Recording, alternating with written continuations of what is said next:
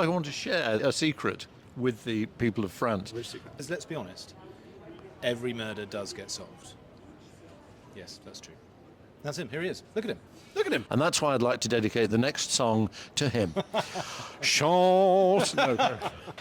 What's coming up in Series 25? Petit jeu. Présentez le personnage de votre camarade de jeu. I will introduce Oh. the wonderful, the great, We started. the highly respected and intelligent DCI Barnaby, a man of great wisdom, detective skill, obviously, handsome, well-dressed, kind, generous, very, very funny, and generally just very good at his job, because let's be honest, every murder does get solved.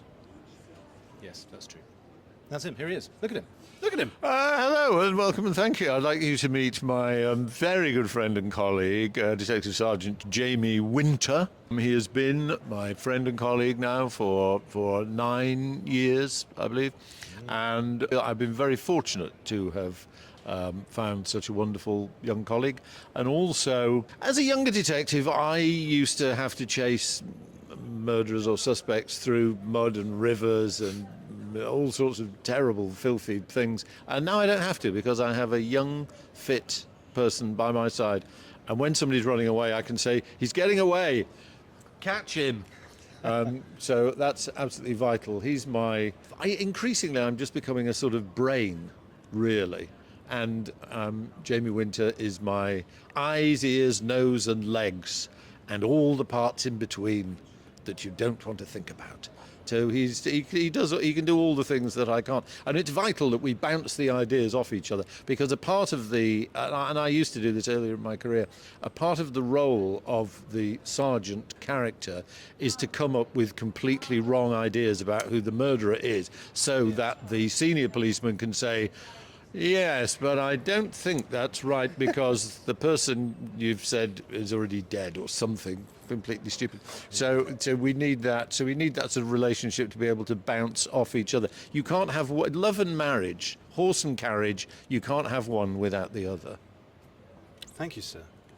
Comment voyez-vous l'évolution de la relation entre Barnaby et Jamie Winter à travers les saisons? From the Barnaby point of view, because Barnaby in my time has had 3 sergeants, and when a new sergeant arrives, there's inevitably a bit of, oh, how's this going to be? I think there's an element of Barnaby, I don't know where they got this from, because this is not like me at all, Neil. That Barnaby gets a bit sort of set in his ways and likes things to be, I think he likes things to be as they are and to stay as they are. And I think so that he can concentrate on the new things, like, oh, there's been a new murder. I don't have to think about, oh, there's been a new murder. Oh, and now I've got a new sergeant. I've got to learn his name and know what he's like and whether I like him and what he does. So I think inevitably, for about half an episode, Barnaby goes, oh, I've got a new person here and I can't remember his name and I don't like it. And then, of course, as Jamie Winter has does something marvellous, and Barnaby goes, oh, he's wonderful and I love him now and I'll die for him and I'm very devoted to him. And so he finds that as a part of the relationship. And then what's also happened in my time, I'll stop in a moment, what's also happened in my time is that my first sergeant, Barnaby's first sergeant, was not that much younger than him. And then the second one was a bit younger than him, and now this young whippersnapper is a relative child. He could be my grandson. When I started the show, maybe. So there's more of the age difference. So that sort of changes the relationship a bit, so that it becomes a more, I don't know, sort of father-son, more avuncular kind of relationship, that kind of thing. But again, like Barnaby and like the terrible actor Neil Dudgeon, also, you find that you don't if you don't resist that, you embrace that, and you learn more and you gain more from a younger person and their input, not just his legs and the other organs previously referred to. Not that the legs are organs, let's not go there. You embrace it and you find new wonderful things. And Jamie Winter and the actor Nick Hendrix is his name. I think it's something like that. He also has brought lots of marvellous, wonderful things to the show, to the relationship, and to my life. And that's why I'd like to dedicate the next song to him. Chant. No. think Neil said a lot there. More than I intended. I would say that yes, the relationship has sort of grown and evolved. I think when Winter started the show, he was quite begrudging of the fact that he had been sort of sent to the countryside. I think he likes himself as being quite sort of urban policeman, and we always had the idea that he sort of was in London and then he was sent out, and that's why you get lots of sort of like, he's quite well dressed, he's always got the wrong shoes on, you know, things like that. He doesn't want to wear wellies. He's like, no, but I've got these, you know. So I think there was a little bit begrudging, and there was a sort of, he's constantly trying to prove himself, and he thinks he's quite sort of smart and quite sort of on top of it. So the entire series, and the 7 series I've done over the 9 years, he's just slowly continued to try and learn something about being a police officer. And every episode, I feel like, tries to solve it and tries to have an idea that is still always wrong. But I feel like over time, gently, he just gets an extra sort of 5% nearer at being right.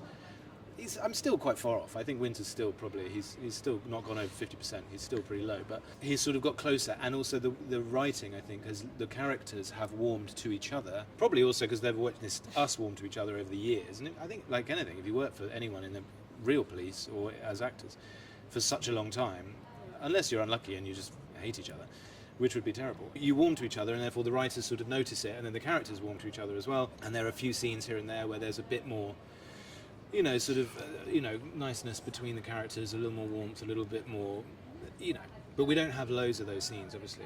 Generally, there's just a little more. I feel like Winter can sort of push the buttons a little more, wind him up a bit, wind up Barnaby. Like in any working environment, you need to sort of earn the right to sort of take the mickey out of someone.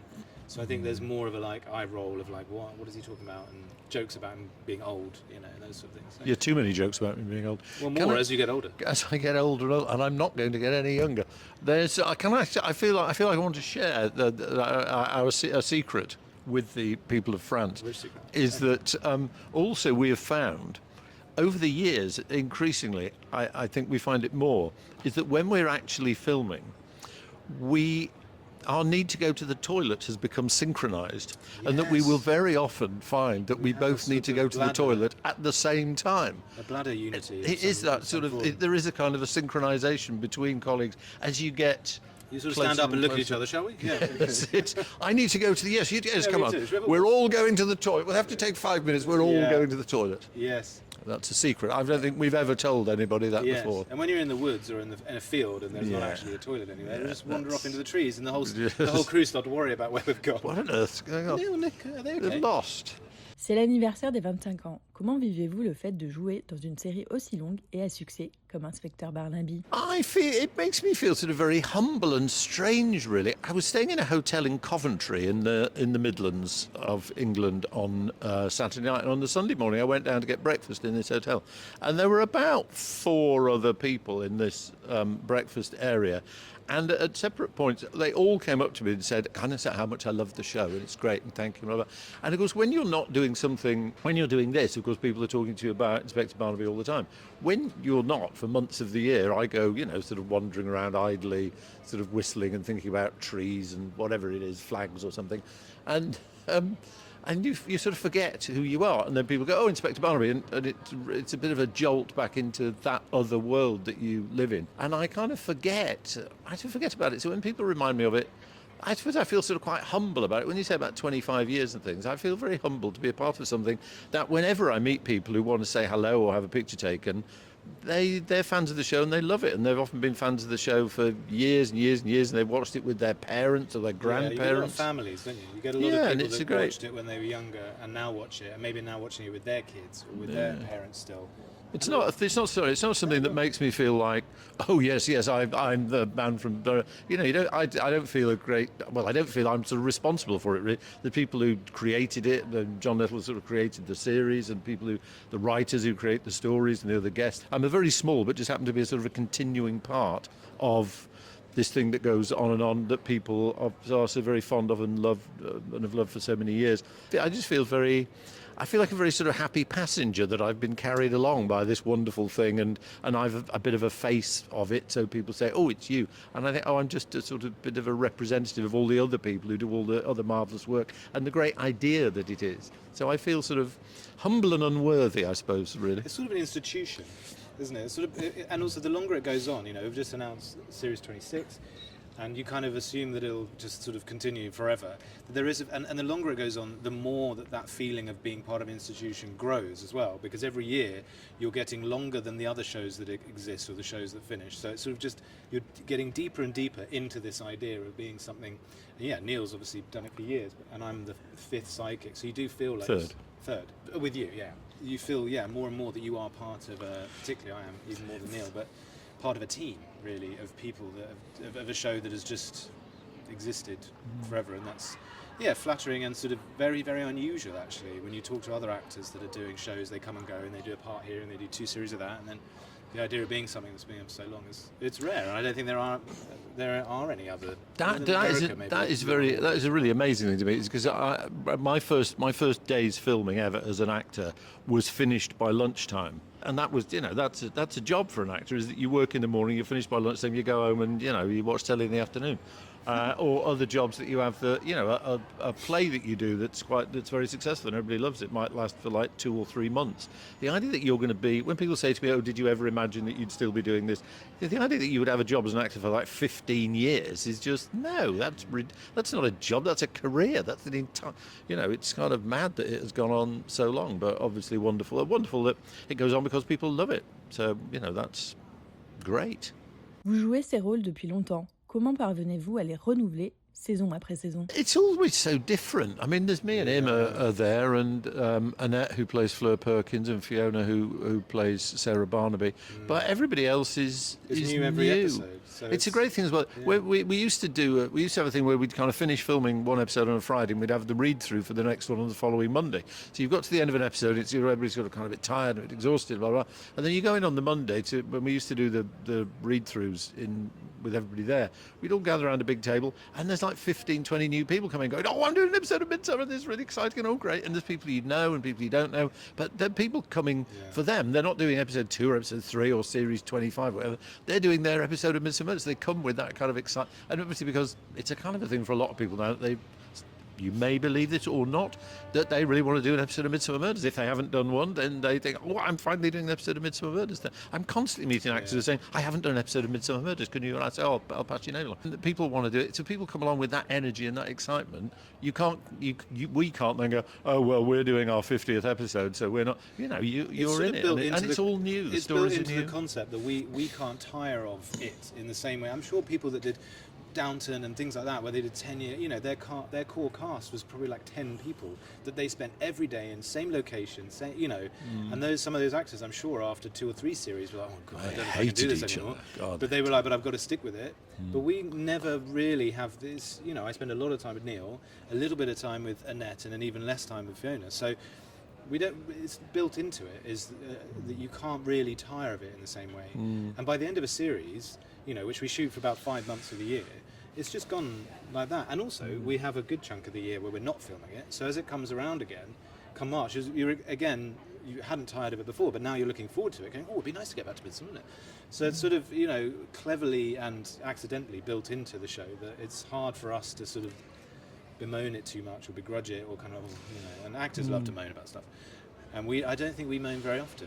Est-ce que vous pouvez m'en dire plus sur la saison 25 de l'inspecteur Barnaby? What's coming up in series 25? The first episode of series 25 is about mudlarking. They're looking for treasure and stuff in the river, and there's 2 mudlarking groups who are at odds, and I need hardly explain to you that this ends somewhat catastrophically for 1 or 2 or more people, and we've got lovely guests in that, and that was a lot of fun messing about by the river. They're very lovely, very episode good actors. Episode 2, Lawn of the Dead. Oh yeah, great title, and it's all about lawn bowls. Obviously, you have lawn bowls. You have lawn bowls. You have petanque and all kinds of things, but lawn bowls, which again we thought this must have been done already on Midsomer. It seems so quintessentially Midsomer, but it hadn't. So that's a very beautiful looking episode. Everyone in there sort of their lawn bowls whites, a bit like a cricket team with their hats, and they're taking it all very seriously. Again, it all seems very genteel and peaceful on the surface, but underneath, again, you know what's coming. Murder, actually, there's a horrendous one that I thought, this is too gruesome, this is awful, we can't show this, but apparently we can. So we can, and we did. We can, we do, we will. We will, we can't stop us. Episode 3 is... one that my friend Fawley will Hill. now tell you about. Yeah. Oh, it's Fawley Hill. It was called, I can't remember what the title is, but it is all set at a very, very eccentric, wonderful house that we found that I think we'll probably use for more episodes because it was so wonderful and eccentric. But it was, I mean, at the centre of it was a sort of wood craft kind of troupe that went and set up this sort of, a bit like a sort of a travelling circus, really. It's almost. a kind of woodworker's Sort of circus. woodworking, which I was like, is this the thing? But then when they build the set, you go, oh, It is now. This looks, and the people, a lot of the sort of extras and essays that we used were actual, Yes. people in the corner just slowly carving something Carvers out of and wood. whittlers. Yeah, whittling. And Whittling. And that again was about a sort of a big house at the centre and inheritance and who gets the house. Yes, classic sort of family struggles, internal family But struggles. a big, beautiful house. It's our response to Succession in a way, isn't it? It's very similar. Which we've taken in a lots of ways. slightly different angle on, and we've done it in a lot less Yeah. time than they took. And then the fourth episode, called Top of the Class, is all set in a school, which I thought we might have done that before. What's great about that is everyone knows about, PTA. Do you have that in France? Sort of, Parents Teachers Association. Again, a killer murder to kick it off. Yeah. Very, very good Oh, the murder at the first beginning. one The is great really one. good. That Yeah, is a great one, isn't it? Where you think, well, and neither did they. Quite They literally. didn't see it coming. So that one's all about teachers and parents and ambitious parents and schools and kids as well. Actually, we had some quite a lot of younger actors. Wonderful in it. young people. Yeah, very Marvellous young good. people. So there's a lot going on, and 4 strong episodes, all with themes and worlds that we would have thought we'd done already, but they keep finding things that we haven't done yet. New angles. And Yeah. I'll have to think of some more for next year. Yeah, they're working on that already as we speak. Yeah.